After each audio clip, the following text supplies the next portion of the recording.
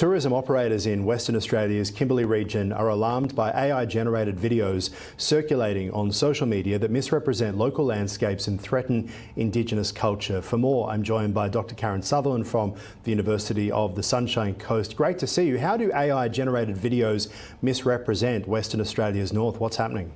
They're completely showing a different picture to the reality of what the landscape is. So they're showing some areas where it's almost safe to interact with crocodiles and all sorts of things, but the actual landscape is being misrepresented. So it's giving the idea to tourists that the landscape and the country is very different to the true reality. When they get there, it's going to be different to what they expect. So there's that. But it's also Indigenous tourism operators who are local just saying it's just not an acceptable way for the country to be represented as well, because it takes away that true essence and spirit of the country to be shown that.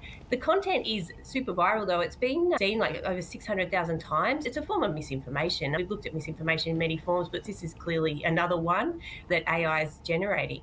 Yeah, obviously tourism operators would be then having to deal with a lot of complaints of essentially, I came expecting one thing and didn't quite get it here as well. Do we know who's doing it, who's behind it? No, they haven't really said, but this isn't an isolated case of images of sort of Australian landscapes being shown online. There was another incident. This was more when it was a natural disaster up in Cairns, and people were generating AI video to show that what was happening was much worse than what it really was, to try and get donations. So this sort of activity is just becoming more and more commonplace. And so obviously the big question then is about the AI videos lacking authenticity. Do they take it to extreme? Is it obvious that these things are fake, or is it one of those things that it just makes it look a little bit better? I don't know even if it is better than the real thing. I don't know if it ever could be, but I just think it's different. And they're probably showing that tourists can do certain things with the landscape that they can't, and those sorts of things. I think it will be the complaints, but it also might even come down to actual public safety, particularly in relation to interacting with wildlife and those sorts of things, to show tourists can do certain things, but really they cannot do them once they get here. Yeah, it's interesting because we have all sorts of consumer protections under the law, particularly to if something is advertised to be something, it has to be that. But if this is being done by someone else and we don't know who's actually behind these sorts of generated AI videos, but they are circulating, people will see them assuming that is it, or assuming it's behind, meaning that there's not really anyone at fault with a tourism operator. It's just going to be something that the person has to try and find who made the video, which is pretty much impossible, meaning the law becomes pretty challenging. I agree. The only thing I guess you could really do is just educate people to maybe look for a certain type of mark in the video that shows that it has been approved and it's credible. So I'm wondering if tourism operators can actually start to think of a way that they can certify their videos that an AI-generated image can't do, so that people know the difference between reality and what is AI-generated.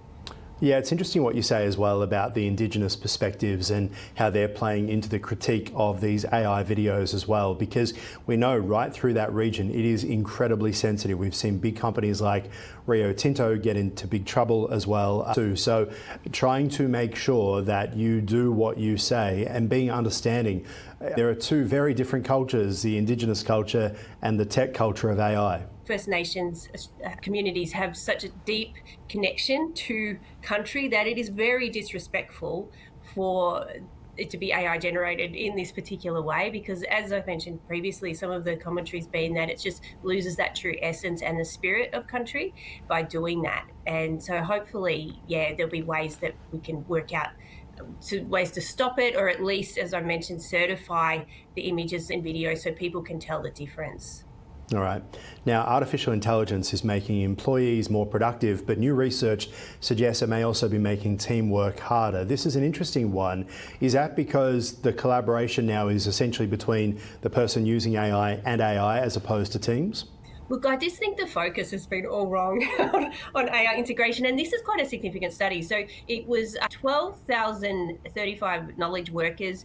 It was 172 Fortune 1000 executives, and it was across 6 countries. So quite a big, varied sample, and they're saying the same thing. So 89% of execs say they're not really seeing, while it's sped up at work, they're not seeing the ROI. And I think it is because they really just, what I'm experiencing in organisations and what's coming through in my research is that a race to tick the box, say we're doing AI.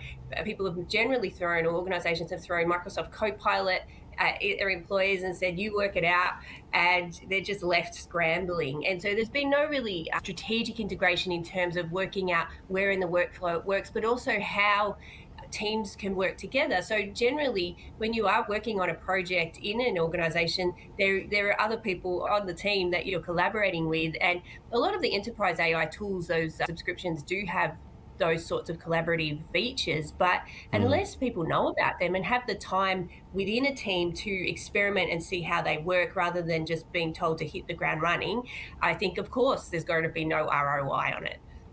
It's interesting. It feels like this is probably something that the organisations need to work out how to do. I know some organisations have AI workshops where they get everybody together and they have a day where they essentially say, build something as a competition and try and work out something that we may need as a company and do it together.